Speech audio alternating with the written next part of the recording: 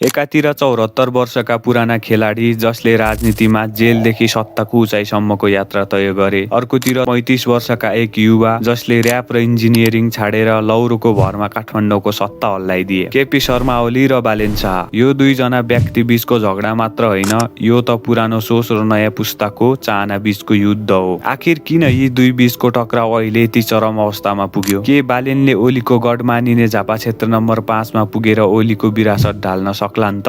आजको the core नेपालमा हामी यही विषयको गहिराईमा जानेछौँ। यो लडाईँको सुरुवात थापाथलीको बागमतीको किनाराबाट भएको थियो। जब बालेनले खोला किनारामा अवैध बस्ती हटाउन खोजे, ओलीले त्यसलाई गरिबमाथिको दमन भनिदिए। तर कुरो त्यति मात्र सीमित थिएन, यो त शक्ति र अहङ्कारको लडाईँ थियो। त्यसपछि आयो गिरिबन्धु र टी स्टेटको प्रसङ्ग। बालेनले सिधै सामाजिक सञ्जालबाट ओलीलाई चुनौती दिए। राजनीतिमा कसैले नदिएको जवाफ एक मेयरले दिए। तब यो विवाद फेसबुकबाट सडक र सदनसम्म पुग्यो। 2082 सालको जनआन्दोलनमा युवाहरूले बालेनको एजेन्डालाई साथ दिएपछि ओली सरकारका लागि यो झन् टाउको दुखाइ बन्यो। अहिले परिस्थिति फेरिएको छ। बालेनले काठमाडौँको काम मात्र होइन, देशको नेतृत्व गर्ने आँट देखाएका छन्। ओलीको आफ्नै क्षेत्र झापा 5 मा पुगेर उनलाई चुनौती दिनु सानो कुरा होइन। झापामा ओलीको दशकौं पुरानो संगठन छ, तर बालेनसँग युवाहरूको एउटा यस्तो लहर छ जसलाई कुनै संगठन चाहिँदैन। ओलीसँग अनुभव छ, तर बालेनसँग नयाँ योजना। 2083 को चुनाव केवल एउटा सिटको लागि मात्र होइन,